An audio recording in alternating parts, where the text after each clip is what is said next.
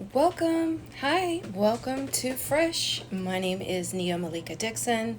I'm an independent writer, director, and producer here in Los Angeles, and I am a Black Muslim woman. And this week on Fresh, we are talking about another TV series on another streaming platform. Today, we're talking about In Treatment, which airs on HBOMax.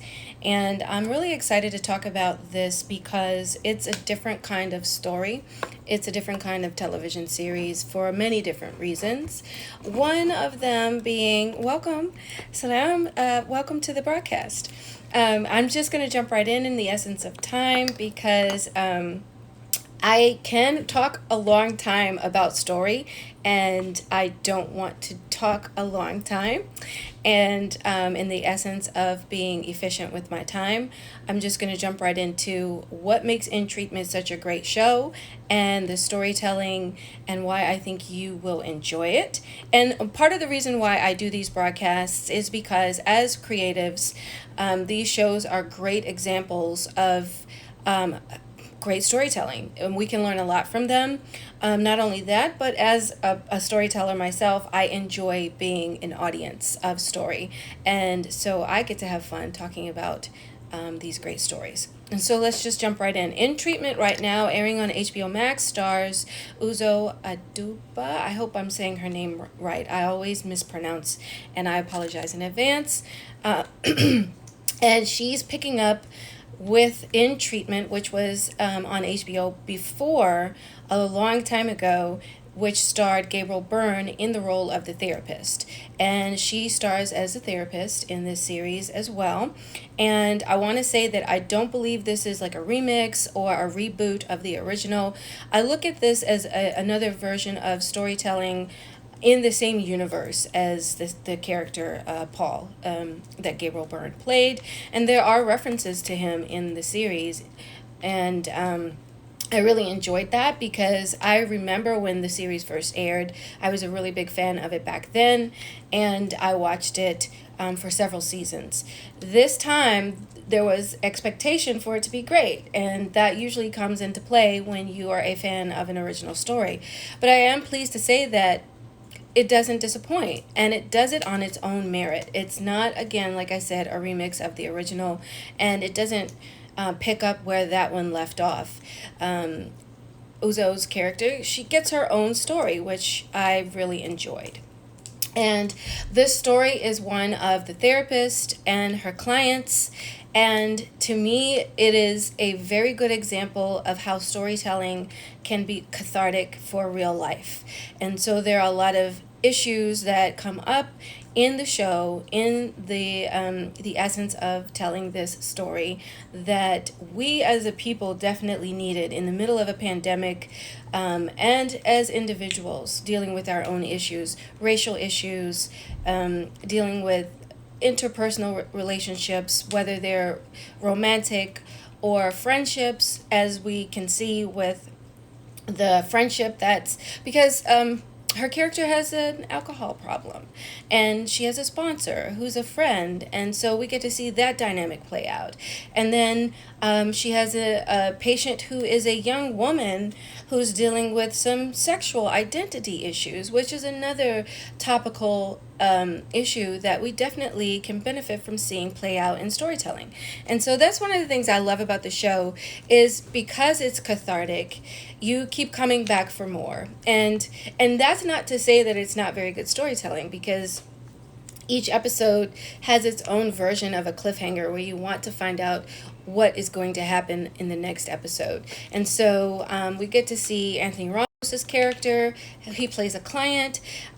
We get to see another young woman who's probably in the same age bracket, give or take 5 years.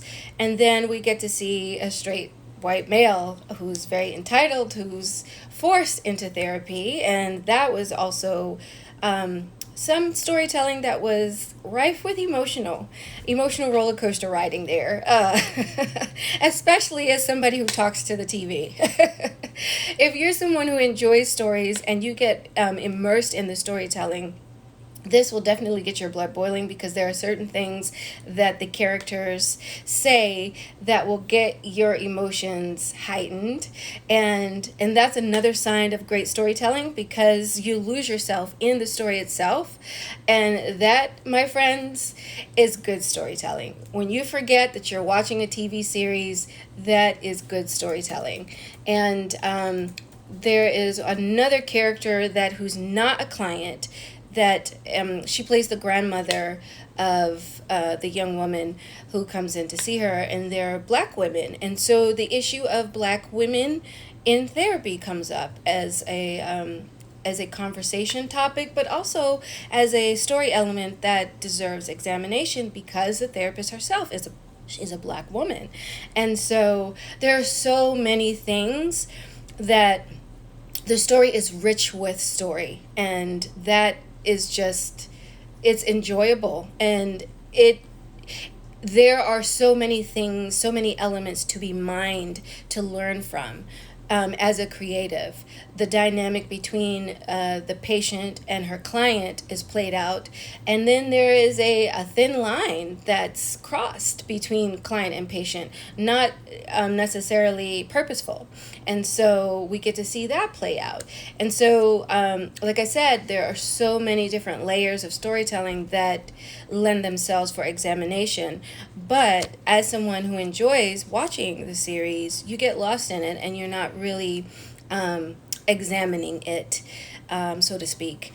Subconsciously, you will definitely question some things. For example, I, as a black woman, questioned her relationship with Adam, Joel Kinnaman's character. You know, I was like, as a black woman, would I put myself in that position and be dating this problematic white guy? And, you know, as an audience member, you expect to put yourself into the position of one of the characters. That just comes with storytelling. As someone who enjoys reading as much as I enjoy watching, there is a main character that you as the audience will identify with. That is always the case, because otherwise, why are you along for the ride? You know, you have to invest yourself into at least one of the characters. And being the main character, Dr. Brooke Taylor, is who I, as an audience member, kind of aligned myself with. Although, on occasion, I did align myself with one of her patients, the young black woman who was in, you know, she was having identity issues. Although, when you watch the series, over the arc of each character, you will see, as a storyteller, that the characters do arc, and they eventually learn that the problem that they initially came in for is not necessarily the problem they need solved. And that is another thing that I think is beautifully done. As a storyteller, you want your characters to arc. You want them to grow. You want them to change from the beginning to the end of your story. But at the same time, it's not necessarily a straight trajectory. Sometimes it's a meandering, and sometimes it's an up and down roller coaster. And when you watch Layla, for example, that's her name, the character, you'll see that she employs a lot of tactics where she doesn't want to talk about certain issues, but because Dr. Brooke she's very good at what she does, she gets her to talk about these issues reluctantly, and then in the end, Layla realizes, you know, I am changed. I have come to the end of this experience different, and I've grown, and it wasn't what I thought I came in for, right? And that's something that, as a storyteller, you want your characters to, I mean, that's what a three-dimensional character does. They're self-aware, you know, they make choices, they're very active. You don't want passive characters, and none of these characters are passive. And, you know, it's a credit to the writers, and it's also a credit to these actors. The performers are just top-notch. They definitely live and breathe in their characters, especially Anthony Ramos. He's so talented. So his character, Eladio, he's a young caretaker of a white male with disability, physical disabilities, and his issue when he comes to see Dr. Taylor is just dealing with boundaries and self-worth And actually, his development triggers something in her as a therapist as well, because as you see, not all of the episodes are just for clients because it is her story, so she gets her own singular episodes. And so through her interactions with Eladio, she herself grows. And that experience was really something to behold. It was very rich with character development. It was very emotional. There were so many vulnerable moments for the character that I really marveled at, because like I said, these actors are so great. And Anthony Ramos, he really brought Eladio to life. And he plays this queer young man who's he's Latino, and he has mommy issues, but they kind of overlap with Dr. Taylor's issues with her lost son. And so I don't want to give away too much, but when your characters' interpersonal relationships overlap and they grow out of their interactions, that is something like amazing to behold. And that's something as a creator that you definitely want to put on the page and that you definitely want to see on the screen. And again, I'm just going to give props to these actors. They really lived and breathed into each character. And so much so that one of the characters had me yelling at the screen a couple of times. Like, I was pissed off with Colin, the straight white male who was a narcissist. He was a fraud, and he was a millionaire, playboy, liar, and misogynist. And it was just, I was just like, he's not going to get any benefit from this therapy. Look at this shit he's saying. And like, I'm getting excited thinking about it. Just like, I'm angry right now, just thinking about all this stuff. And that's a credit to the actor, John Benjamin Hickey, that's his name. He was very good at what he did. And the writers did a really good job of putting those words into his mouth, so that we as the audience we were sucked in. Like, I know I was sucked in. I was like, okay, so what's Brooke going to do now? Like, what's Dr. Taylor going to do now? Because she needs to call him out on his shit. And she shouldn't take that kind of disrespect, And then, again, I'm going to say, that is something that you really want to see as a creator. You want your story to live and breathe.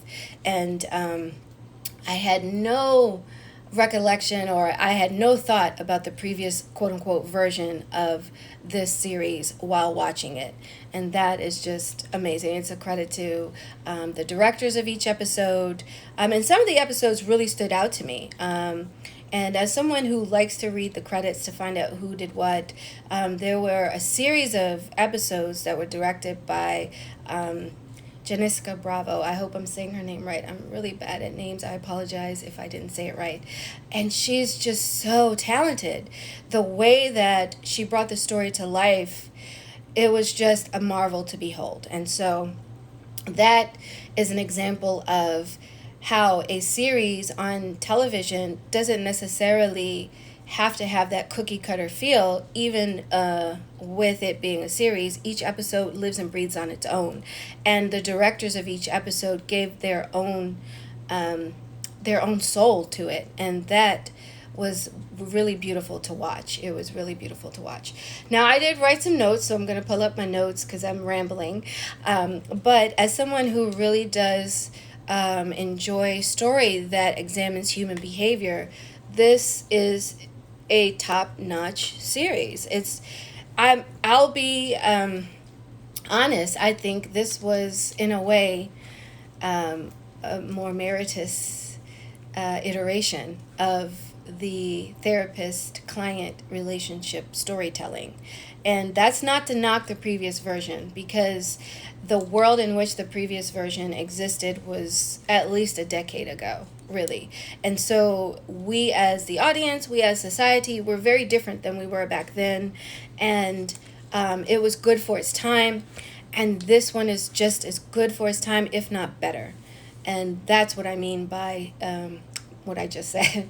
There were some things that I wanted to see done a little bit better. There were some racial issues that I thought should have been handled with a little bit more nuance, but they were handled with care, And I will say that, I'll give props to that, because there are so many shows that don't care. And if you follow me on other broadcasts and watch any of my other videos, you'll know I'm a big proponent of responsible storytelling. And that just means that when you're telling these stories, that you take into account the people who you're telling the stories to. And storytelling is a privilege, not a right. And when you do tell these stories, make sure that you are handling the stories with care, because the people who read them should not be harmed by your storytelling. And there are some series that I've watched that were entertaining, and yet there was some harm in them, and so I wouldn't watch them again. But this isn't one of them. This series, I would watch it again and again, and if not for the benefit of seeing something that I missed before, because like I said, they're so nuanced and they're very layered. There's so many different elements woven into each episode, which is a credit to the team. So it's something that you could benefit from watching on repeated viewings. And that's not, you can't say that about every series. So, and that's another reason why this is a very well done series. Their handling of the pandemic was just very skillful.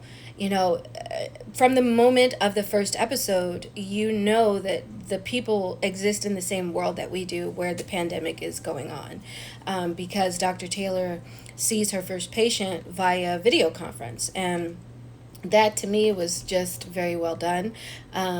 You're still not taken out of the storytelling by the fact, it's not jarring at all to say that.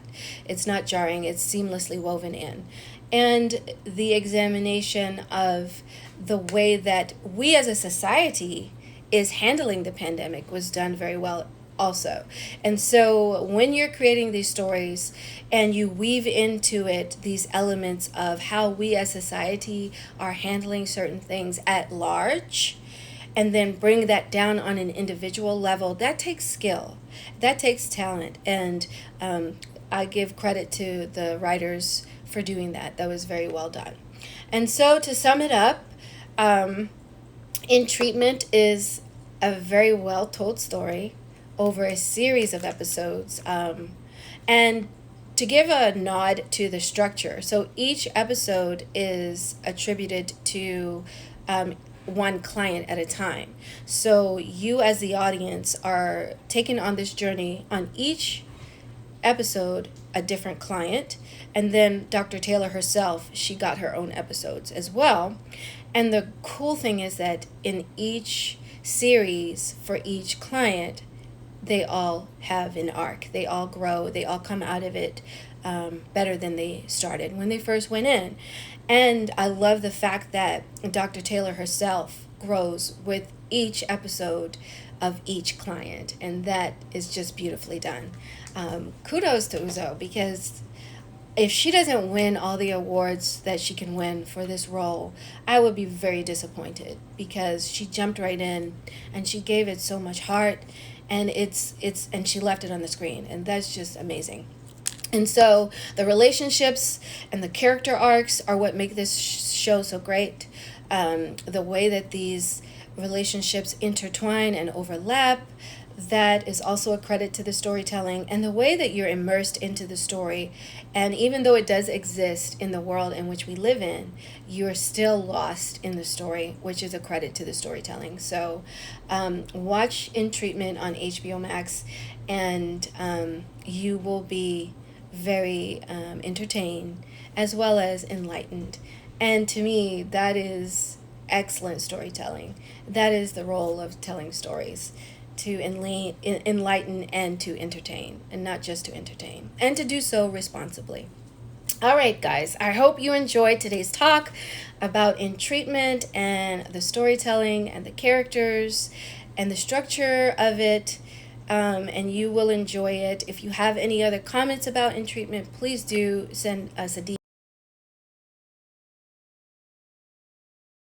We're going to be talking about another series. So far in the series, we've done comedy, we've done action, we've done sci-fi, and sitcoms, dramedy, drama, in treatment falls into that category. We've even done theater on television. Ted Lasso as well, so comedy from across the pond, and comedy with a heart, right? So yeah, go back and watch my Ted Lasso broadcast. And if you've missed any of the other broadcasts, please do watch them and leave comments, because I do go back these elements with you at length. And if you are a storyteller, please give me your insight on these series, because I do love to communicate with the writing community. And if you'd like to see a specific series discussed, please do DM me as well. And I do want I'm not going to tell you. I'm not going to tell you. I'll just give you a hint. It'll be about a controversial series. And if you're a Muslim in the Muslim community, this series is a pretty controversial series. And I'm going to enjoy discussing it because it's best kinds of stories to tell. All right. I'll see you guys on the next broadcast. Thanks again for tuning in and have a blessed week. Bye.